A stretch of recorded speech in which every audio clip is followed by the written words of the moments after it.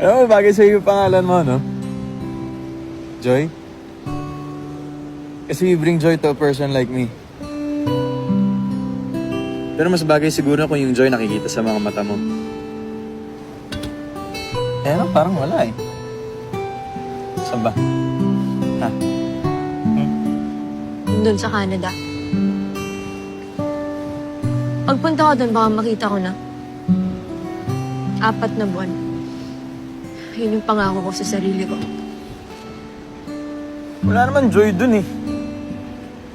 Andito sa Hong Kong. Andito ako eh. See? Oh, ayan oh. May konti oh. See?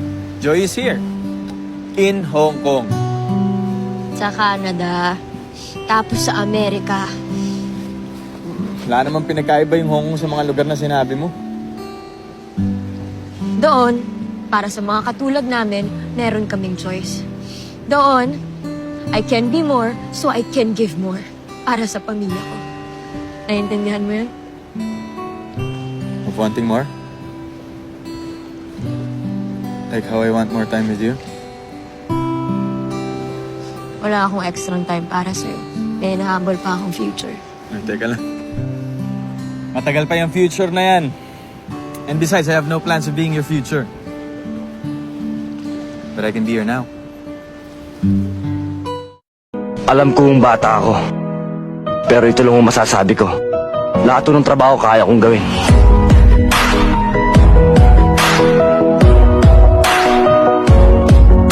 Gusto ko lang magtapat sa kanya. Kaya alam pare, wow eh, hindi. Baka isipin niya bantay sa laki ako. Nung may nanligaw sa kanya, nakatanda mo yun? Si Noel Rico. Di ba sabi sa kanya nun, I love you. Nagalit ako nun, di ba? Pero hindi totoong galit yun. Ang totoo nun, nagseselos ako. Gusto ko ako magsasabi nun. You, I love you. Kaya lang, nailang akong sabihin dahil English eh. I love you. Wow, wow. O di sabihin mo. Pwede mo naman sabihin sa akin sa Tagalog eh. Bakit nandito ka? Ha? Para pagkaisahan nyo na naman ako? Ha? Hindi ka nababagay dito. Bagay ka dun. Sa mga taong palara. Sa mga taong nakahiga sa salapi.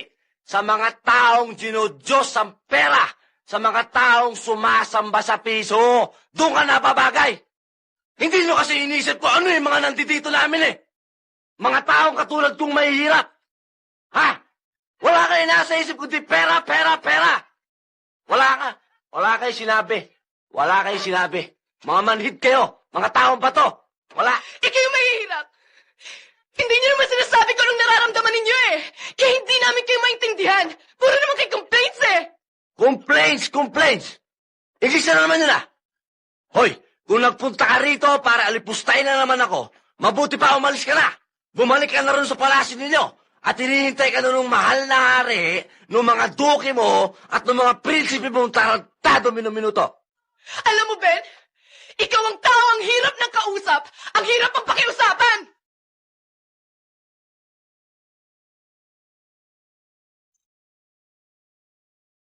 Alam mo? Nung araw, bilib na bilib ako sa'yo eh.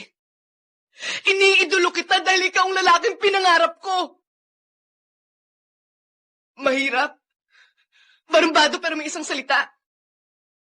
May prinsipyo at may respeto sa sarili. Pero nagkamali ako. Isa ka palang duwag.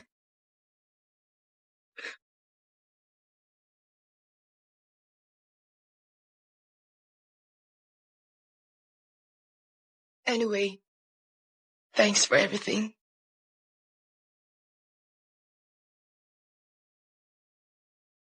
Bing! Bing! Mahal kita! Mahal kita! Anong klaseng pagmamahal? Parang kapatid na naman? I love you! Mahal din kita, Ben.